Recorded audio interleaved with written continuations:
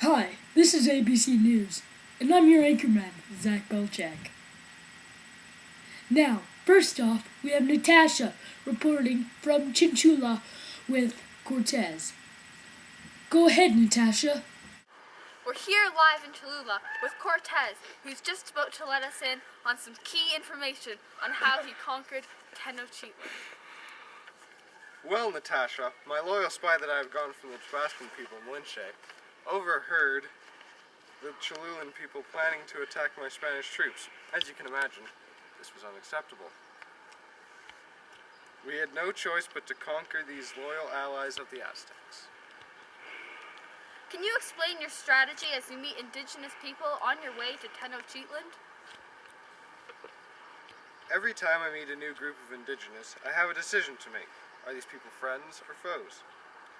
One of the ways I make this decision is if the group is loyal to the Aztecs. If I decide these people could be friends, I make peace with them and they will usually donate goods, soldiers, food, or other things to my army. If they are foes, I conquer them and take over their people, gold and treasures. Can you explain what happened in Tlaxcala the other week? Well, the Tlaxcans were looking for a fight. My troops and I held off. We'd had enough war. We'd offered to make peace with the people instead. The Tlaxan agreed and even added 1,000 of their own soldiers to our forces. Thanks to the Tlaxans, we have a greater chance of conquering Tenochtitlan. Thank you for your time, Cortez.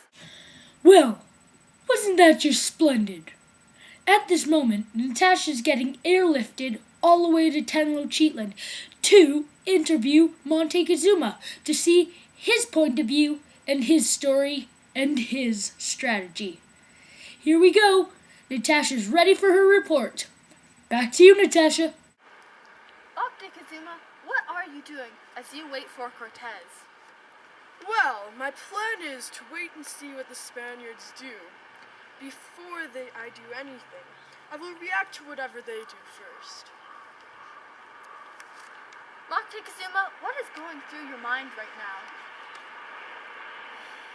I'm concerned about my people. Recently, an epidemic of smallpox broke out, and many of my people are now dead. I hope they are pleased with the gifts I sent them. I do not know what the Spanish strangers are, though. Thank you for your time, Montezuma, and that concludes my story about the strategy of both the two opposing sides. Back to you, Zach. Wow, that was a great report, Natasha. Now we're getting transferred over to Gary Lumbridge with one of Montezuma's officials. Now, over to you, Gary Lumbridge. Yes, that's right. I am Gary Lumbridge. And yes, Zach, I'm here at Tenochtitlan with one of Montezuma's officials, Umpalumpalo. Now, Umpalumpalo, what did you find out when you were out on your investigation? They were like giant birds on water. I thought they were gods. It was very scary. I went back and reported to my leader, Montezuma. It was very scary. So what did Montezuma end up doing? He told everybody in the city to stay calm. When they came and approached the gate, we gave them lots of gold and gifts. Now, what do you think will happen as an Aztec citizen? Do you think these people will befriend you, or do you think they'll declare war against you? I hope they're very nice, and I hope they're gods, like what Montezuma said, and they'll be nice to us. Oh, what? Okay.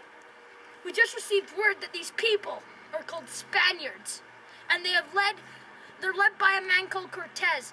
They have just kidnapped Montezuma and are holding him prisoner in his own temple. Oh no, I need to get back to my people. Well, thanks for your time, Umpalumpalo. That's all for now, folks. Once again, I'm Gary Lumbridge. Back to you, Zach. Thank you, Gary Lumbridge. I bet you that poor official is pretty upset to find out those people weren't gods, eh? Now, we got Gemma McDonald on the deadly disease, smallpox. I'm here in Tenochtitlan reporting the deadly disease. It is wiping out so many. It is itchy red dot with no cure. So many have already been taken by this disease. Who knows how many more will be? This disease is at an advantage for the Spaniards since it is wiping out so many Aztecs. This disease has no cure, so if you get it, it will unfortunately probably be fatal. This disease is highly contagious, so do not be around people that have it. If you look around here, you see hundreds with the disease. Every step you take, there are sick people. It's like an obstacle course, trying not to get sick.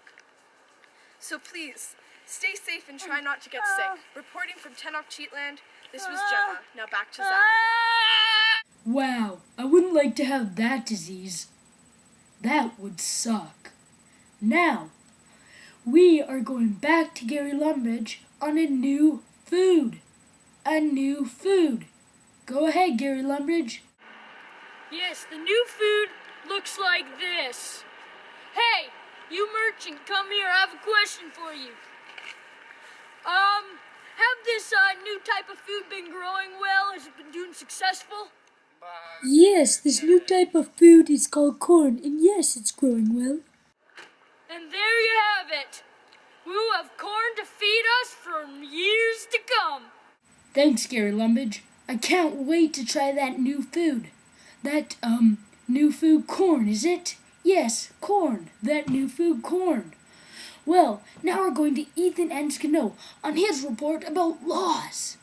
Thanks, Zach. I'm here at the previous home of Quetzalcoatl. I'm here to talk to his mother about some of the Aztec laws. One of the laws is if a slave escaped and ran to the palace, they would be free from slavery for life. Another is that if a noble beat the slave too hard, the noble would be executed. So even slaves had rights? Yes, but the Aztecs thought being a slave was bad luck. It's not that bad, just bad luck.